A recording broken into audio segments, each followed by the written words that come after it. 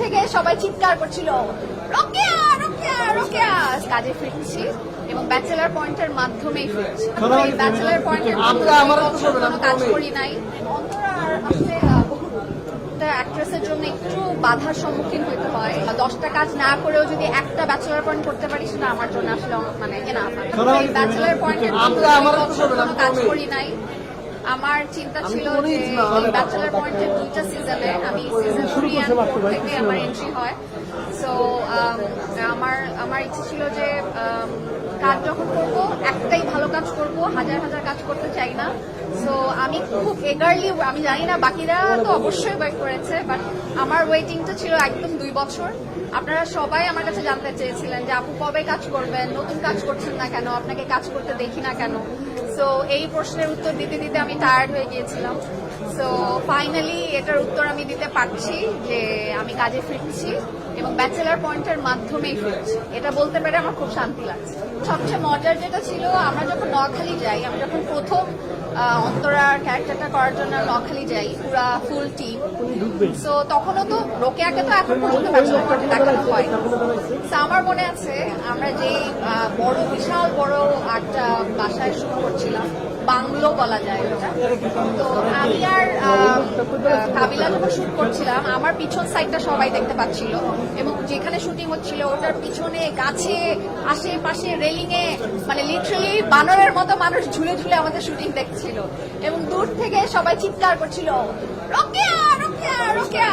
তো সবাই ভাবছিল যেহেতু নোয়াখালীতে শুট হচ্ছে এন্ড রোকেয়াকে কখনো দেখায় নাই এন্ড আমি ঘোমটা টোমটা পড়াচ্ছিলাম। সো অ্যাট ফার্স্ট আমাকে সবাই ভেবেছিল আমি আসলে রোকেয়া, বা এখনো অনেকে ভাবে, অনেকে আমার ফেসবুকে লেখে যে রোকেয়া রোকেয়া, বাট আমি আসলে রোকেয়া না, আমি রোকেয়ার ফ্রেন্ড অন্তরা। সো ওই এক্সপিরিয়েন্সটা খুবই মজার।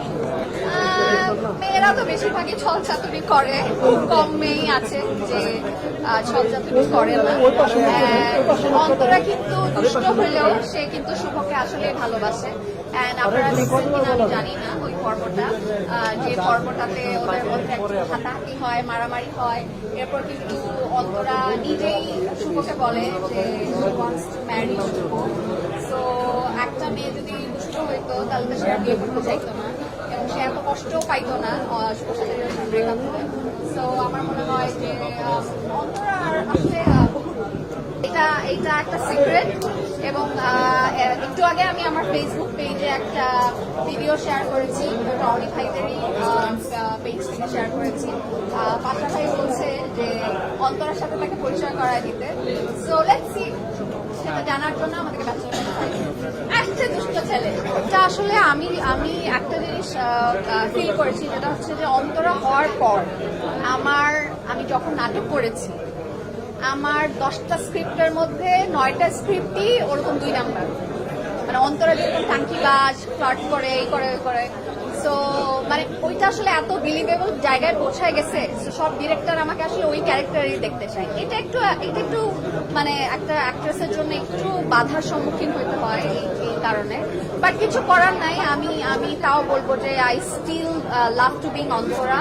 আমি 10টা কাজ না করেও যদি একটা ব্যাচেলার পয়েন্ট করতে পারি সেটা আমার জন্য আসলে মানে সেটা আই গেস ভালোই হবে। এখন সেটা পুরোপুরি ওইটা হচ্ছে অমিত ভাইয়ের হাতে। অমিত ভাই কিভাবে অন্তরাকে পোর্ট্রে করবে অ্যান্ড অন্তরা কি এই ব্যাচেলার পয়েন্টের গ্রুপের সাথে কোনো দুষ্টামি ফাজলামি করবে নাকি, ওটা আমি এখনো জানি না, যেহেতু আমি এখন শুট স্টার্ট করি নাই। বাট শুভ আর অন্তরার যে কানেকশনটা সোফার আমি যতটুকু জানি যে ওইটাও থাকবে, সময় কাটাবো। ঈদের পর আমার ব্যাচেলার পয়েন্টের শুট। সো চেষ্টা করবো একটু গরুর মাংস কম খাওয়ার, কারণ আমার গরুর মাংস খেতে খুব ভালো লাগে। ঈদ মানেই হচ্ছে আমি ওজন আমার বেড়ে যায়। সো ঈদের পরই আমি যতটুকু জানি যে সেকেন্ড লটের শুট শুরু হবে। সো একটু কম খাওয়ার চেষ্টা করবো। আর শপিং, কোরবানি ঈদ আসলে আমার শপিং করা